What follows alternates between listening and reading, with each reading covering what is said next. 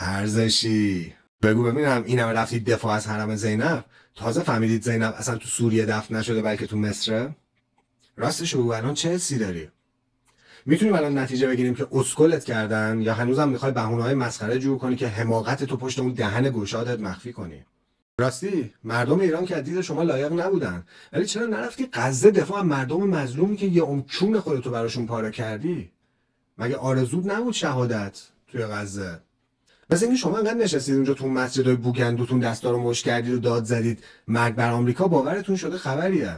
پای عمل که میرسه ولی آسمان ها بسته بود، زمین بسته بود. رژیم صهیونیستی و آمریکا هم آسمان سوریه رو بستن، هم راههای زمین رو بستن. امکان نداشت.